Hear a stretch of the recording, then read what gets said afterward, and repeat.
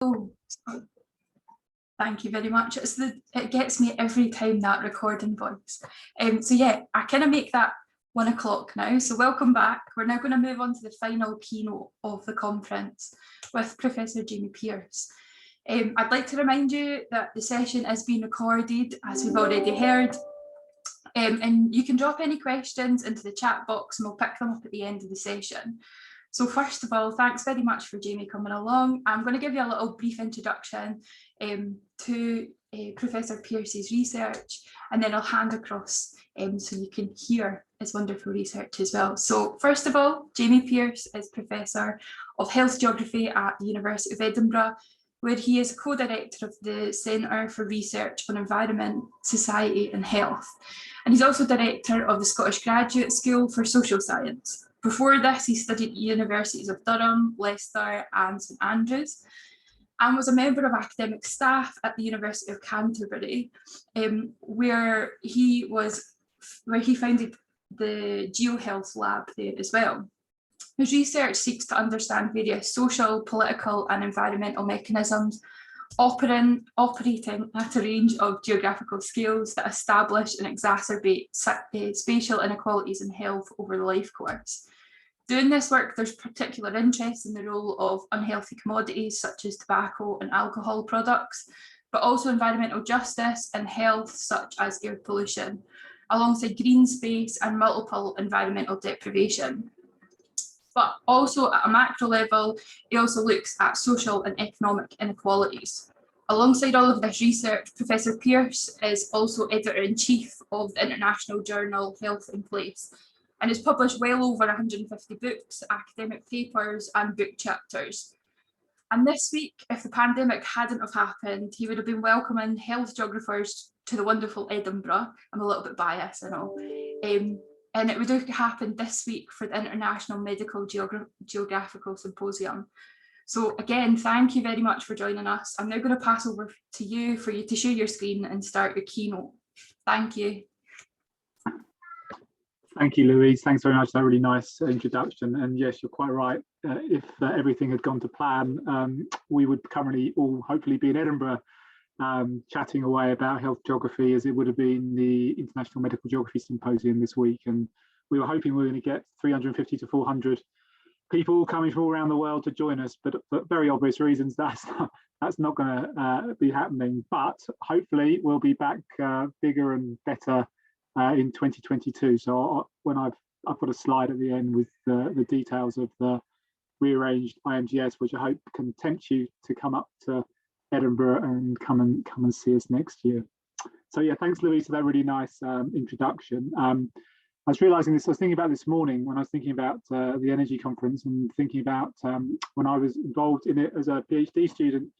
And to my horror, I realised that was 20 years ago, where a group of us postgraduate students, 3 or 4 of us who were at St Andrews, arranged the energy conference. And I think we had, I can't quite remember, but sort of 30 to 40 people come along, and it was a really great event, and something which I still see has been a really formative part of my early career experience, and indeed a whole network of people who I'm still in touch with, people whose names will be really familiar to you, some of the great and good of health geography and sort of spatial epidemiology and into sort of health sociology, who are now making their mark in their field. So it's really nice event, and one I hope you'll enjoy, but also encourage you to make sure you maintain the cohorts and maintain the networks that you've developed over the last couple of days. So that was a nice thing to reflect back on, if, as I say, slightly frightening. What I'd like to do in this session, and thank you very much for the invitation to come and speak to you. It's a great honour to be asked to come and speak to the Energy Conference.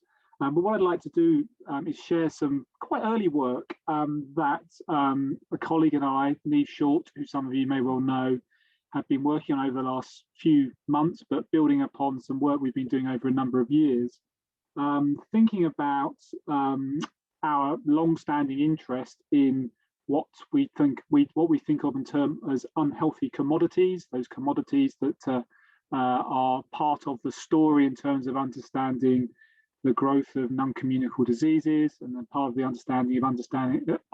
understanding of a whole range of health-related behaviours.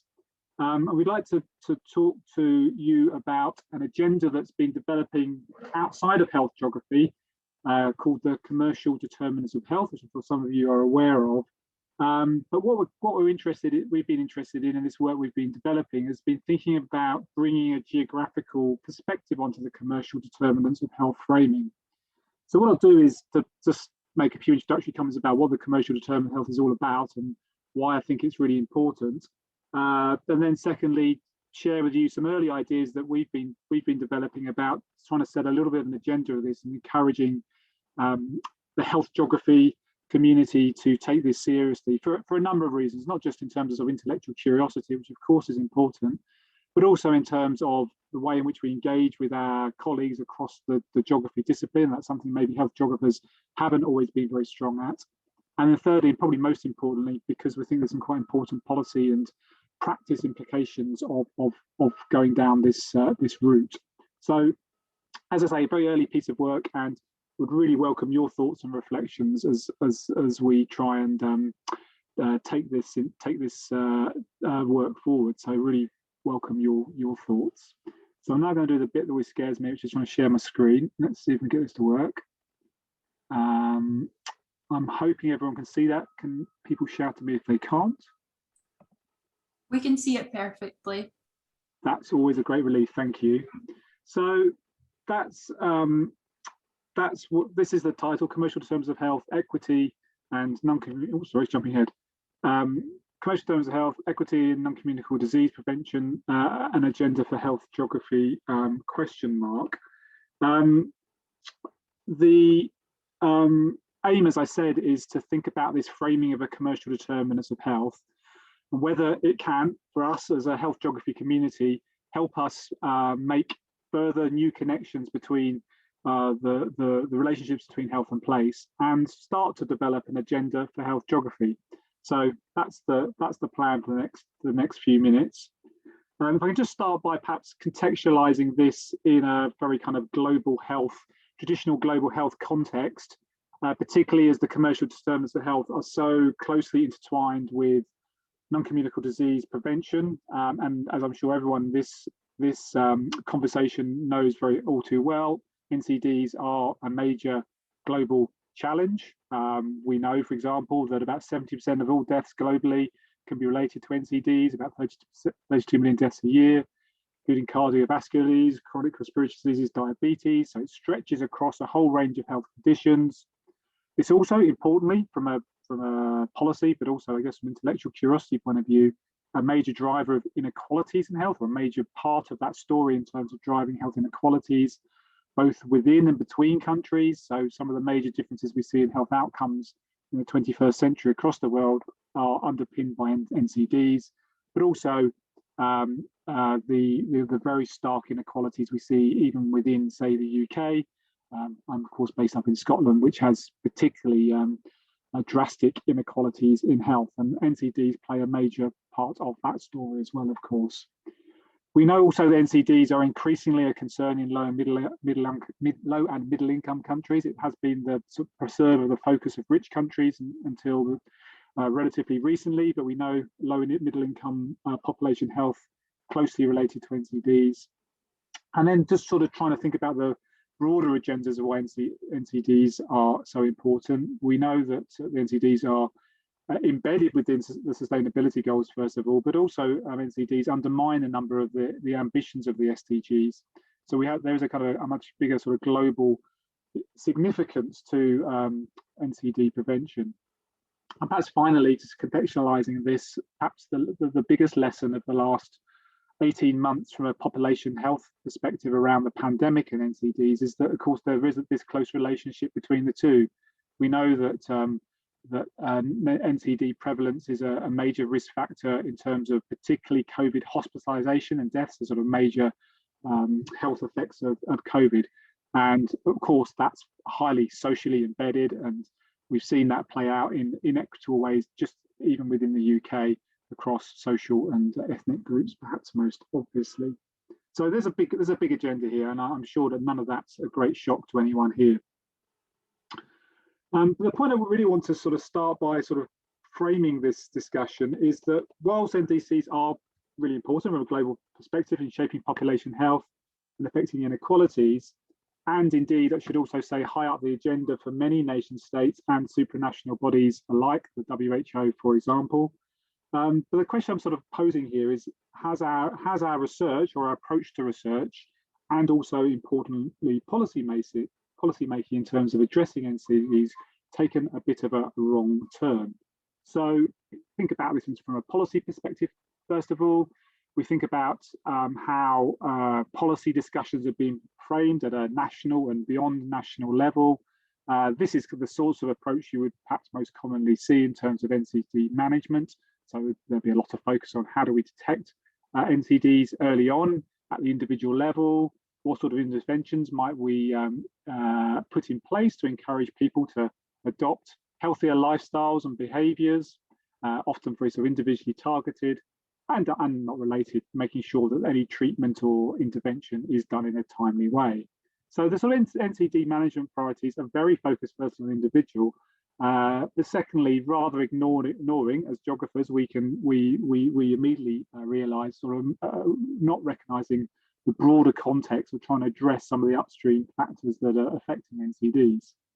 And I think, unfortunately, and I should say heavily caveat this with a number of exceptions, broadly, the kind of investment in research and the types of research that we're seeing in relation to NCDs are also very much favouring behavioural interventions and proximal prevention, i.e. largely individually targeted or at least small group targeted focused.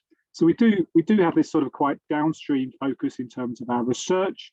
I do, as I emphasise, I mean, it's across the whole disciplinary suite, most notably in the medical public health area, and also in terms of the policy approaches. That has very much been the vogue here in the UK and beyond for the best part of 40 years.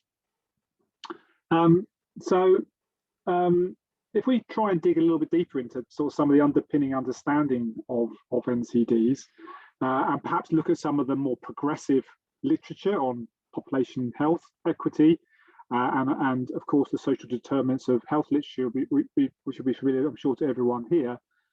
Perhaps the most sort of represented or the most often cited framing of the discussion of upstream determinants of health is the Dahlgren and Whitehead rainbow, which is of course a staple of undergraduate health geography classes across the world, I'm sure. So I'm sure you'll all have seen this diagram or variations on this diagram for a number of years.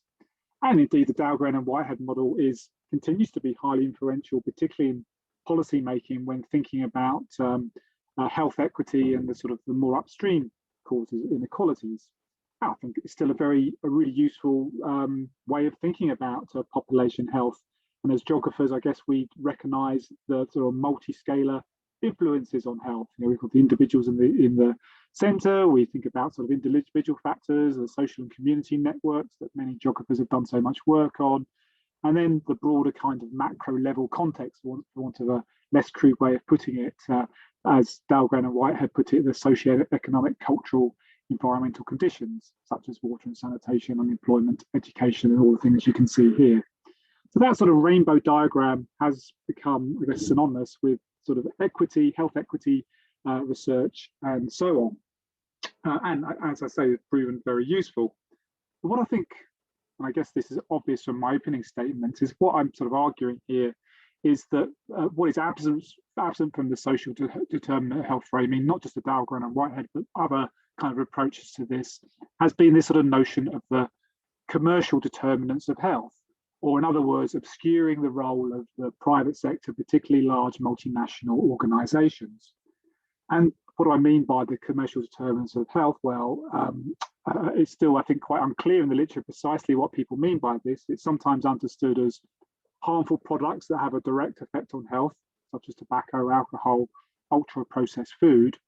Or other times, I think perhaps more usefully, these determinants include a much broader range of activities that promote the interests of corporations at the expense of the public, such as lobbying to reduce corporation tax, eroding labour rights, or dilute and delay measures that protect population health.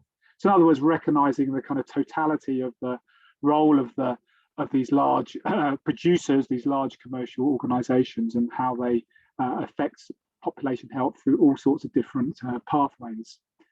So as I say, yeah, particularly the actions of the producers of unhealthy commodities, I think, are missing from some of these models. And this is advantageous to these private organisations because they're able to exploit ambiguities arising from this relative invisibility. But also the absence facilitates denial of their role as powerful, motivated entities, exacerbating inequalities through seeking to increase or maintain harmful consumption patterns in vulnerable groups. So in other words, by the visibility within these sort of important policy framings, the role of the commercial sector rather goes under the radar academically to some extent, but particularly, and I think most obviously, in a policy context. So let's just sort of dig in a little bit deeper into what we're thinking about here when I talk about the commercial determinants of health. We're talking about the corporate activities, and I'm particularly focusing here on large transnational companies. I hope some of the reasons that will become very obvious as we go through here, that affect the consumption of unhealthy commodities. So examples of the activities of organisations such as BAT, British American Tobacco, Altria, who, if you're not familiar with the name, they have absorbed what was Philip Morris, the tobacco company that produces familiar products such as Marlboro, Benson and Hedges, or large drinks and food companies such as Diageo, really large scale multinational companies owning products such as, in Diageo's case, Guinness, Heineken, and many others too. So these are large companies with a really large portfolio, and the types of ways that these companies think about trying to affect the whole sort of system of production through to consumption of their products is through, of course, lobbying, which we'll talk about in a moment, production system, the distribution of their products, and of course, perhaps where there has been quite a bit of research attention around the ways in which these products are promoted.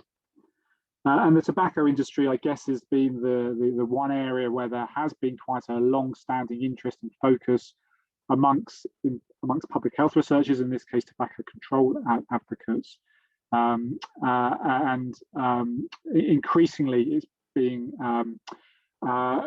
increasingly public health colleagues are alert to the similar kind of role that alcohol, food, gambling, firearm, and indeed a number of other industries have in terms of shaping public health. But clearly, big tobacco has long been within the crosshairs of public health focus. To try and sort of give us a little bit of structure to this discussion, I'll just draw your attention to this framing. Some of you may have come across this before. It was published 4 or 5 years ago, and it's quite well cited and quite well adopted within the commercial terms of health literature, small though it is. And it's a framework that was developed by Kitbush and colleagues a little while ago. And you can see here that in the diagram, there are on the right-hand side, there are in the centre there is a sort of the population health of the population, the role and the health of consumers, the kind of environmental issues that affect consumption patterns, affect behaviours, affect understanding of health-related issues. And I would argue this really, not entirely, but this really has been where health geography has been thinking about NCD. So it's very much all focused on sort of health behaviours and some of the sort of perhaps proximal environmental levers that are affecting those sorts of outcomes. But I think what this diagram does very well is to emphasise in the middle of the diagram, first of all, some of the channels that actually affect kind of the environment and the kind of context in which health behaviours and outcomes play out. And you can see here that the framing, and I should say these are very much integrated. These are not really sort of mutually exclusive, as we'll talk about in a minute, but kind of the marketing channels, the way in which those products are marketed, the supply chain, and particularly the way in which large multinational companies have a vertically integrated approach to their supply chains and effectively trying to affect all stages of that chain, or perhaps network, as it's perhaps better described. the lobbying activities, the way in which multinational companies try and affect the decision making of policymakers, putting it rather bluntly, and also their kind of corporate citizenship models, so the way in which they try and portray themselves and try and align their the perception of their organisations along lines that are received in a more sort of positive way. And then right on the left hand side here, you can see some of the underlying drivers here, the kind of the strategies and approach of these large corporations, the way, of course, the sort of capitalism and consumption underlies the sort of key principles, their responsibilities to their shareholders in almost all the cases, and then more broadly the kind of internationalization of trade and capital and the demand of growth. So those are sort of the overarching drivers, but these channels and the overall drivers, I think, has had very little attention amongst the health geography community. So quite a useful framing, I think, just to get our heads into this space around the sort of global commercial determinants of health thinking. And if we do look at, just taking a slight aside here, I think we do have a look at what's been written on the commercial determinants of health. There hasn't, I wouldn't say there's been an explosion of activity in this area, but clearly there has been an evolving field over the last 3 or 4 years. But pretty much exclusively, as you can see by some of my examples, I think some of the best work that's been written on this, most of this work is not coming through geography. In fact, a little of it's coming through public health either. But what is the sort of dominant sort of thinking here, I think mostly is through political sciences. So political scientists thinking about kind of these sort of global health issues and considering the implications for NCDs. So just to say, I think just making the point really that health geography has largely been absent for some of these domains. And therefore, where my question is, where are the health geographers? Geographers are starting to dip their toe into global health, and I certainly think the recent COVID context has really encouraged health geographers to think more broadly about sort of global health challenges or positioning their own research within that kind of global context. We've had a tradition in health geography, or perhaps more actually in medical geography, going back further on sort of infectious diseases and sort of vectors for disease. But there has, I think, nonetheless been a dearth of geographers thinking about the commercial determinants of health, despite the important point that these are very highly spatialized processes. And I think we have an awful lot to offer, which is really what I want to get into by thinking through what does an agenda look like for health geographers who want to apply a commercial determinants of health, both from a research point of view, but also how this may link into framing some of the policy debates around NCDs and also in terms of health inequalities. So that's where I want to go. So just the way I want to do this is to use the framing I just shown you, the kick-push framing, these 4 interlocking channels through which the commercial determinants of health may operate. And I'd like to use these to draw out a geographical agenda. How can geographers contribute to the commercial determinants of health? How can we as health geographers learn from colleagues in other disciplines in other areas of the discipline? What sort of lessons can we learn, for example, from our colleagues working in economic geography, perhaps even working together? And can we as health geographers, perhaps as a supplementary question, can we as health geographers go a little more mainstream in human geography? Because I think it's probably a fair criticism of health geography that's highly vibrant and interdisciplinary interdisciplinary area, but been less successful, I think, in connecting with some other areas of health geography, even though we've got a lot to say on those issues.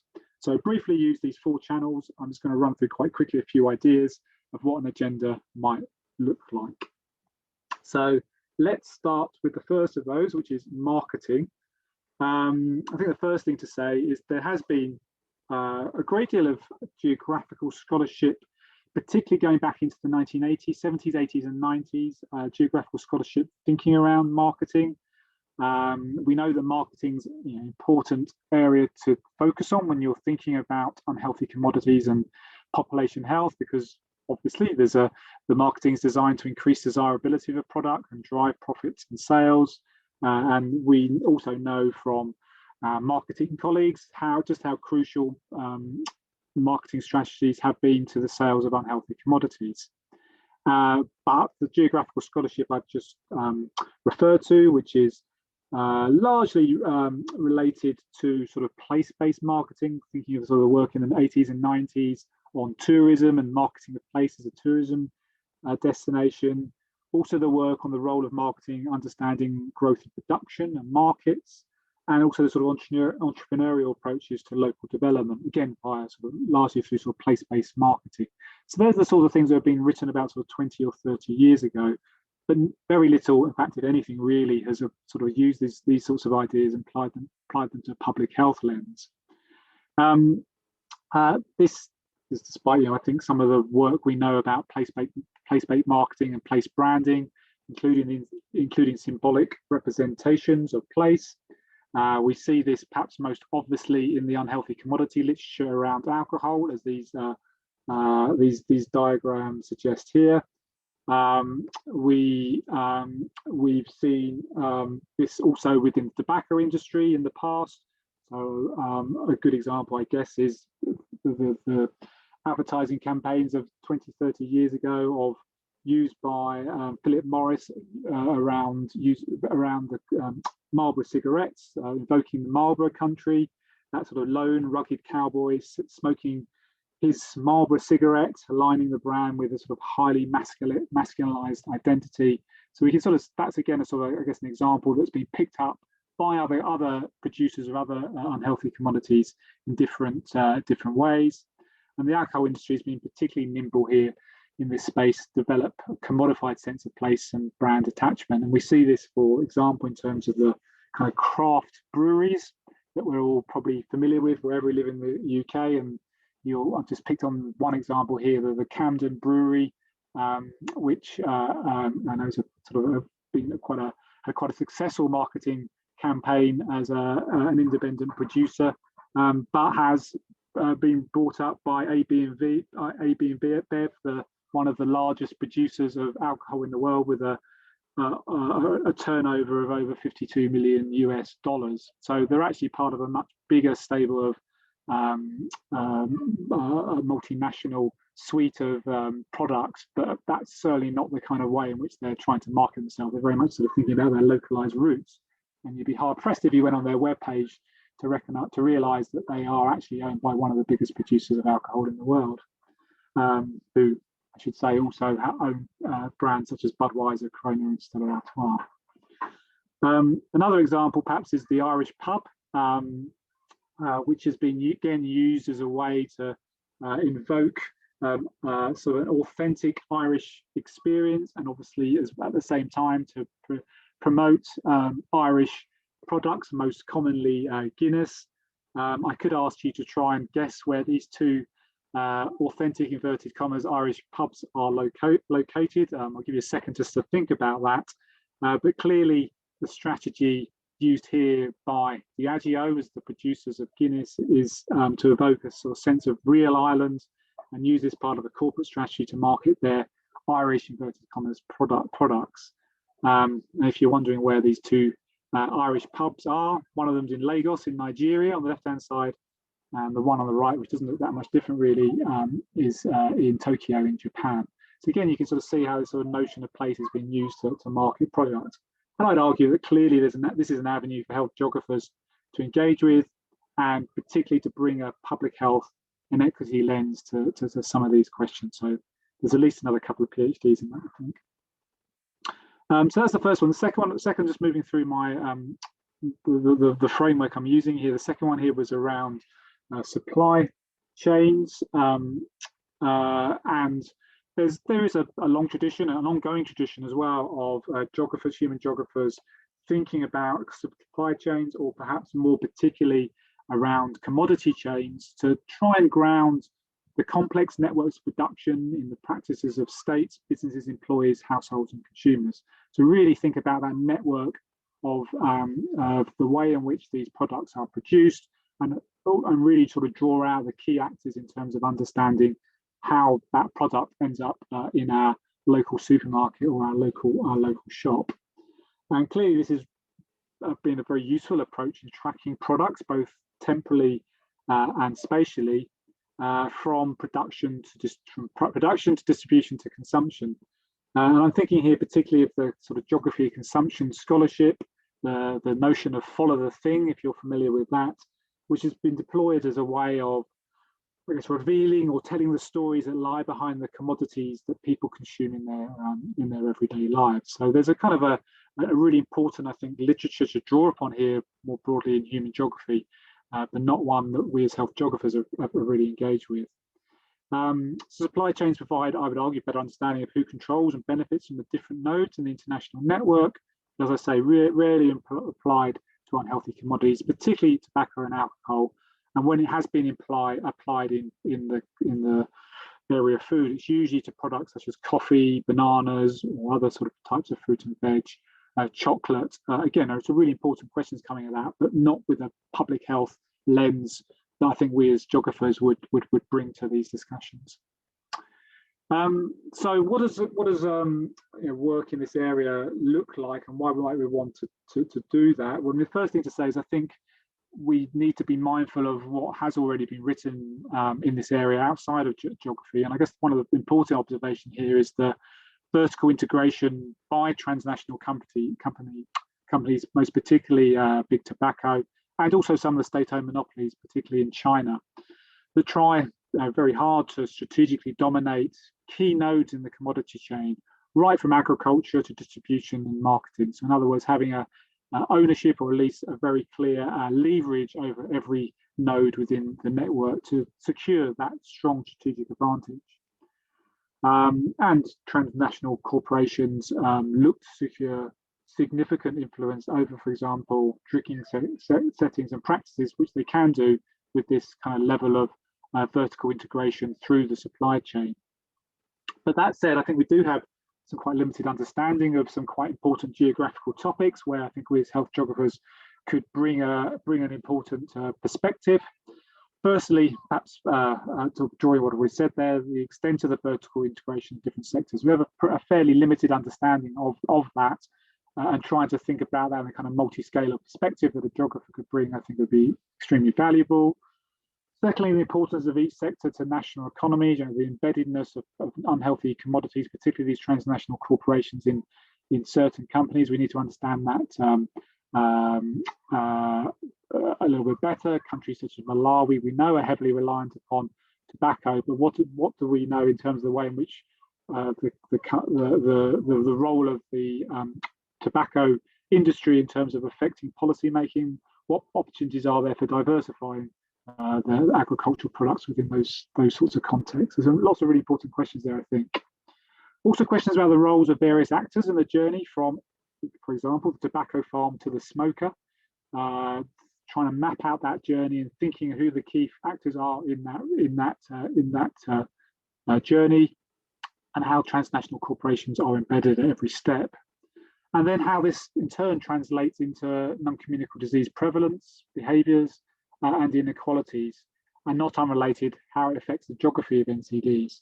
So there's an enormous agenda of things within that, I think, but I think largely overlooked by the health geography community to date.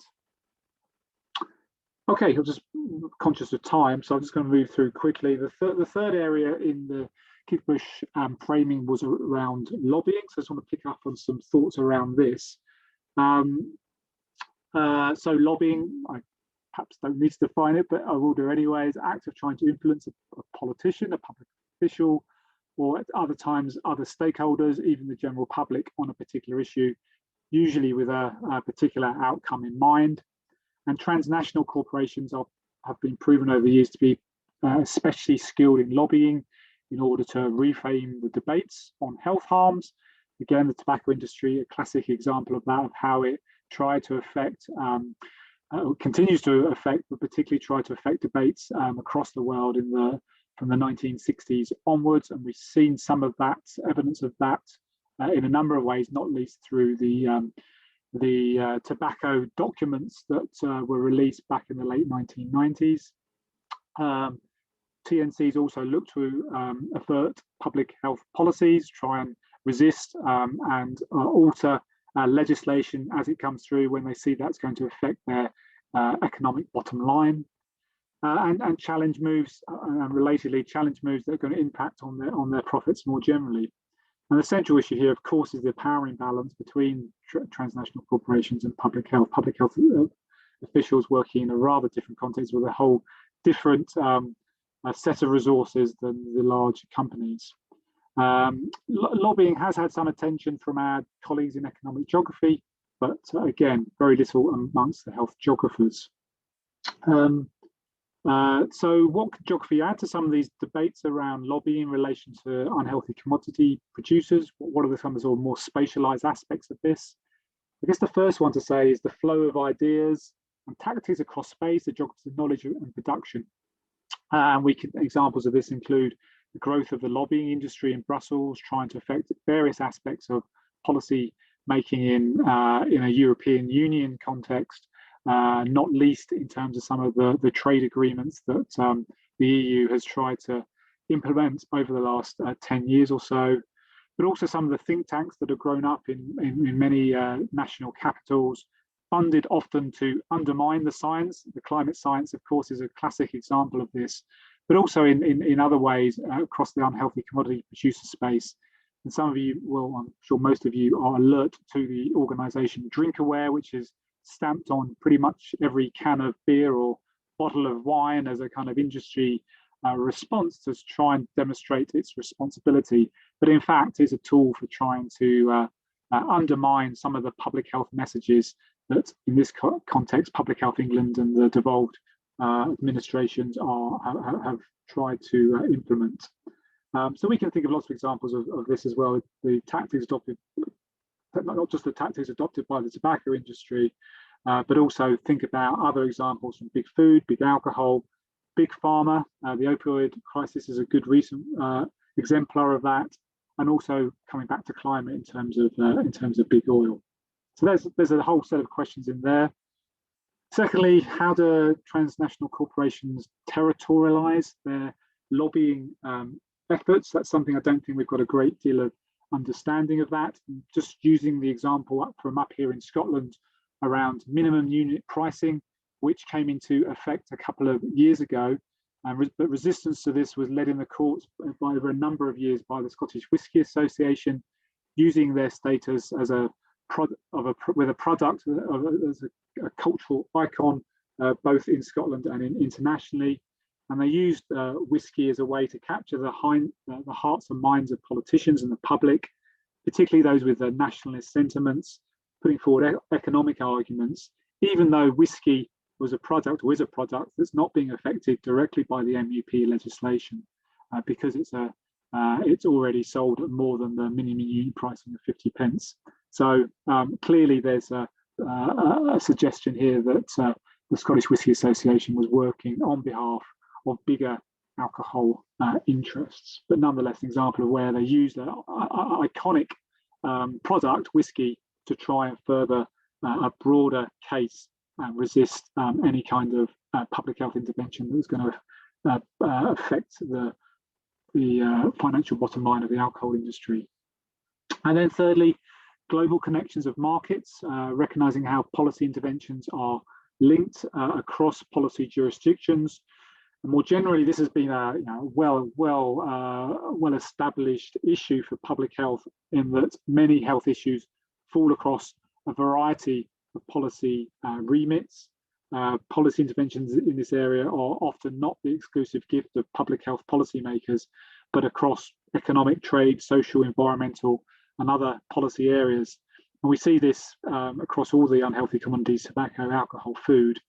So, for example, policy approaches to address the tobacco epidemic require actions in areas including, firstly, agriculture, i.e. the production of the stuff in the first place, trade, e.g. free trade agreements, and post-Brexit, this is a really hot topic about how free trade agreements will support, or perhaps more likely undermine, existing public health legislation, because of course it will affect access and availability of those products, and have questions for retailing as well. Also consumer protection, trading standards, again another sector that this cuts across. And I'm sure we can come up with many other realms as well. So clearly thinking about the global connections of these markets, not just in a national context, but thinking about the national, supranational, organisations, EU legislations, the World Health Organization, for example, the Framework Convention on Tobacco Control, and how that's implemented differently across different nation states. So the cross-national strategies of the transnational corporations, such as, for example, a good example of this is the tactical resistance of proposed tobacco legislation in Australia, where the industry put in a huge amount of resources to try and prevent the implementation of a display ban of tobacco products, and also the plain packaging of plain cigarettes in Australia. Just a huge amount of resources went into this, largely as a kind of tactics and a marker to dissuade tobacco legislation in other jurisdictions. In other words, they were hoping that other countries would look at the situation in Australia and think, we can't go through that, we just don't have the resources to tackle big tobacco, let's leave it. So that's the kind of sort of global connections that are really important here, I think, in understanding why policy jurisdictions are so interlinked. And then the final one here, I just want to say in terms of lobbying, an important and really poorly understood is what we think of here as sort of the revolving boardroom doors across transnational corporations. We see this all the time of senior executives moving between the tobacco, the alcohol industry, oil, pharmaceuticals, etc., and indeed across territories. And this is what's been called interlocking directorates. So there are some important questions of sort of how this matters in terms of the strategic approaches of different TNCs, the way in which they ultimately affect the consumption, the marketing, consumption and availability of those products. So as geographers, I think we've got much to lend an understanding of the spatial clusters of these corporations, and then how, as I say, this translates into population health. So an interesting set of questions, I think, for geographers. And then finally, just in terms of this framing, corporate citizenship is the fourth part of this framing. And it's long been the case that unhealthy commodity producers have embraced this sort of notion of social responsibility to try and present their products in favourable ways and try and enhance their reputations, of course, also to deflect criticisms and build alliances with government, society, and so on. And we can see this, in all sorts of ways, and kind of, the ways in which, for example, McDonald's has aligned itself with all sorts of kind of active sports, particularly amongst children. We've also seen this, for example, perhaps the leader on this has been Philip Morris, or what's now the Altria Group, the producers of Marlboro, Benson Hedges, and so on. And more recently, Juul, the vaping product. They've definitely been a world leader in using philanthropic activity to try and present itself as a good global citizen, involving itself in areas that it sees do not directly affect its business model. So, for example, the amelioration of hunger, addressing domestic violence, yet at the same time, of course, being responsible for millions of premature deaths around the world.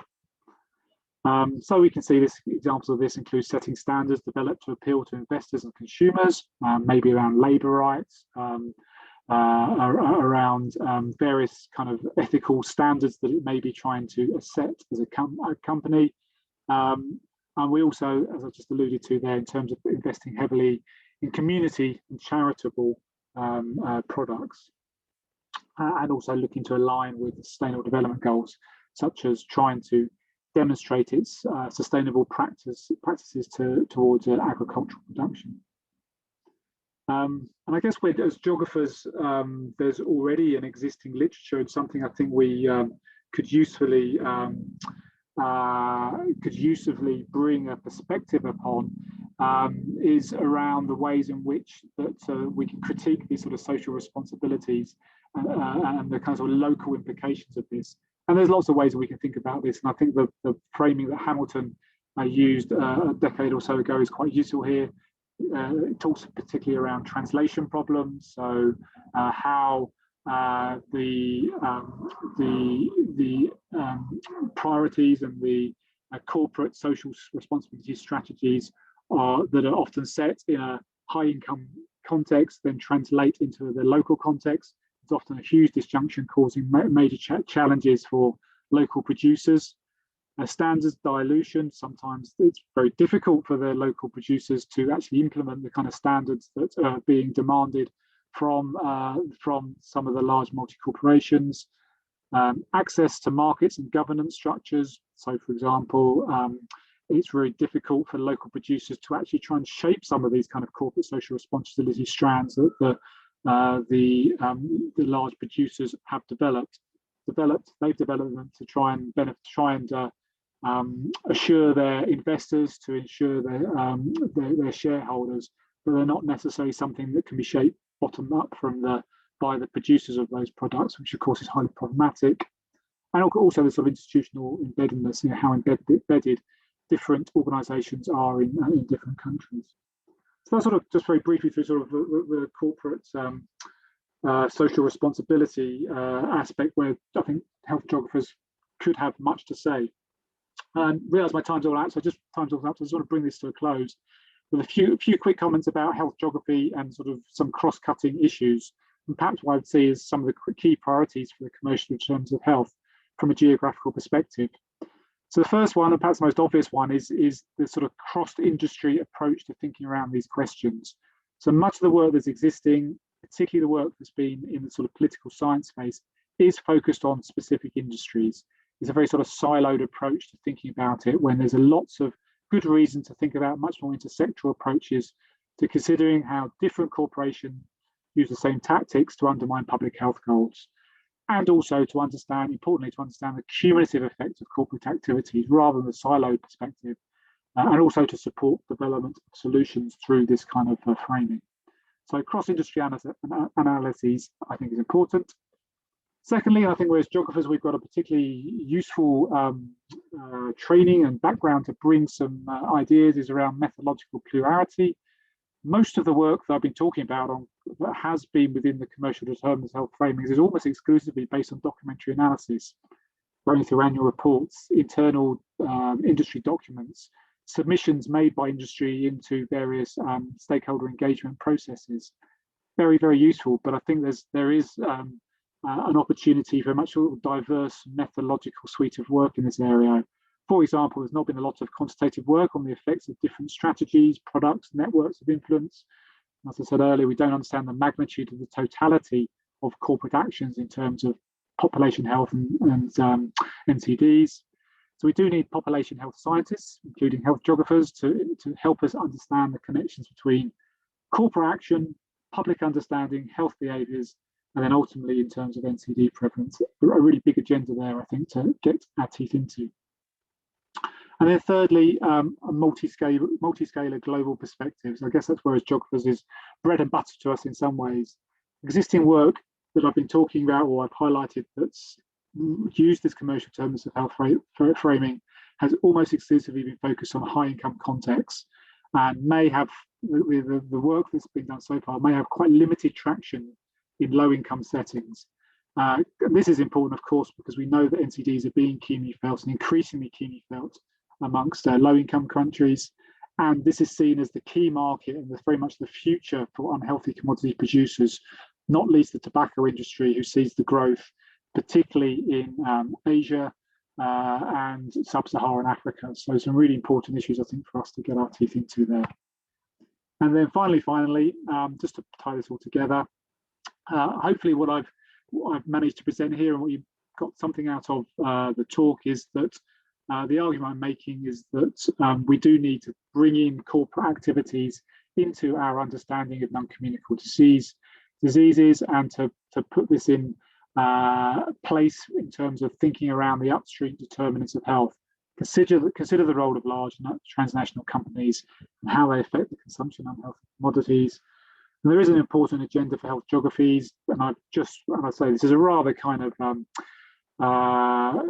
arbitrary kind of framing, the lobbying, the production, the distribution and promotion, and they're very closely intertwined. But there is, I think, some important questions there for us to engage with if we're to give this sort of fulsome, holistic account of understanding population inequalities. So overall, we're trying to argue for a spatialized examination of the role of the commercial sector in driving into these and inequalities, and I think offers significant opportunities for us to engage more broadly with our human geography colleagues, but perhaps more substantively to offer new insights into the connections between health and place, but also some of the policy opportunities that may come out of it. So that's what I wanted to say, other than finish with my promotion of the Medical Geography Symposium that usually happens every 2 years and was due to take place, as we said earlier, back in 2021. But we are looking forward and hoping we'll be able to welcome you all to Edinburgh next year. And there are the dates to your diary, along with the Twitter feed, which will become more active later in the summer as we build up towards IMGS 2022. So I very much hope we can see you there. And I'll stop there and I'll stop sharing my screen. That was great. Thank you so much. We really appreciate your time. If anyone has any sort of questions as well, just pop them in the chat box and I'll get through to them. What I was going to do, if you don't mind, is I'll start off with probably a mean question, and I'm really sorry for giving it. COVID's obviously really affected life. I wondered if you'd be able to kind of reflect on any of the trends with non-communicable disease as a reflection of kind of COVID times, and also if you feel it's going to have an impact on our ability to lobby for change. Yeah, I think there's a massive amount I could say on this, but maybe just pick out a couple of comments, because I think it's a fascinating question, a fascinating area. So I guess just sort of in the context of my talk, first of all, we've seen, and I haven't talked about, we've got a big project called Spectrum, which is a consortium of universities that are looking at the commercial determinants of health. There's also a disciplinary perspective. So as part of that, one of the things we did early on in the COVID phase was to sort of try and look at how these large transnational corporations were responding to COVID. And it really ties into what I was saying around the sort of corporate social responsibility. They were trying to frame themselves as being, you know, key agents for helping and supporting COVID response. And we saw that in, you know, the alcohol industry and the tobacco industry, and indeed in the food industry. So they've certainly strategically trying to use the COVID as an opportunity to further advantage themselves in terms of their position in relation to policy making. I guess so the other end of the spectrum in terms of, you know, the supply chain, if you like, in terms of behaviours. And there's quite a lot coming out showing that there's been some really kind of interesting consumption, retailing, and health patterns emerging from that early COVID period. So, for example, there was this sort of really rapid, sharp increase, but actually over quite a short period in terms of sales of alcohol and tobacco. But that seems to sort of plateau back out into something quite normal. People seem to be stockpiling early on, and, you know, that's obviously had implications, I guess, in terms of consumption patterns. I mean, the behavioural responses seem to be, I'm more familiar with the drinking area, but it seems to be that overall it's led to a reduction in terms of consumption of alcohol, but at the same time a widening inequalities and a widening in terms of riskier behaviours, you know, sort of drinking excessively in, you know, short bursts. That sort of pattern increased. So it seems to be quite a complex picture. I'm not sure I answered all your questions. I think I might have forgotten part of that. Well, that was great. Thank you so much. You've got loads of questions in the chat as well. Please prepare for my rambling on of trying to read the question from Rich. I'm so sorry, I won't give it any justice at all. So he says you kind of sort of touched on the idea of the importance of this for your discipline at the end in terms of lobbying and big oil, but I was wondering about the scope of the idea of unhealthy commodities. How tightly defined is it? Can it evolve or expand as socio-political imaginations of what unhealthy change is too?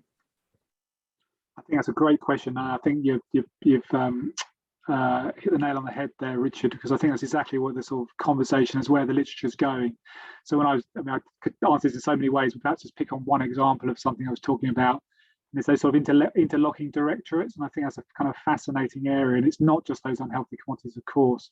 It's big oil, it's big pharma, it's the car industry as well, in terms of your point around pollution, and actually how they, I guess, most obviously, they sort of learn from each other and, you know, sort of share best practice, inverted commas, but also perhaps where there are strategic alliances that we're only just starting to understand. I think you're absolutely right, and, you know, it's challenging, but I think it's really important for us to try and draw together those agendas, because they have been so siloed, and I think we as geographers are really nicely positioned to try and answer some of that, get our teeth into some of that stuff. I just wanted to make sure, Rich, do you have any like secondary question that you wanted to ask? Are you happy? Great, thank you so much. Just say Rich's point about huge geographic. I was reading this, kind of catching up. This point about huge geographic imagination, I think, is spot on. I think that's right. It's really challenging to know where to start, but I think with geographers, we're really well placed to try and do it. We kind of sit across every realm going. You've got another question as well. In your study, did you notice any political, economic issues that have sort of a massive impact on your research as well? Sorry, I didn't quite catch it. Oh, sorry. Are you able to kind of discuss any of the political and any economic issues that affect your research? So, I mean, I guess sort of political and economic kind of transcends everything we've been talking about there. So, I mean, I guess the good examples of stuff we've been doing on supply chains and trying to, there is some work trying to understand the example of how large multinational organizations are embedded in national, absolutely integral to the national economy. We've got much less understanding, I think, of how large organizations are embedded in local economies. So, for example, we've been doing some work looking at Diageo, as you all know, Louise, are really heavily embedded in parts of Scotland, in Fife most notably, and sort of how they use that to their advantage to try and be persuasive from a political point of view, how they sort of form their argument to say, oh, you've got to support us because otherwise, there's going to be thousands of redundancies across South Fife, an area which really can't afford to lose many jobs. So I think there's the whole myriad of responses to that, but the political and economic, particularly the economic domain, is not something I think as health geographers we've really got our teeth into. But I think just hopefully the examples I've been using there say that we really do need to do that, because otherwise we've got a very partial understanding of the geographies of health, particularly at a global level. That has been amazing. Thank you so much. We really appreciate your time. And it was really interesting that you brought up Diageo, considering living near Kirkcaldy. So it's very much a big issue for us. So thank you so much for your time. If anyone has any more sorts of questions, feel free to send them across and I'll get them across to Professor Pearce as well. So thank you again for your time. We're going to take a 3-minute break and then we'll be back with Tom and his communication session as well. So thank you again. Can I just say thank you to you, Louise, and all the organisers and everyone for coming along. It's really enjoyed being here. Thank you.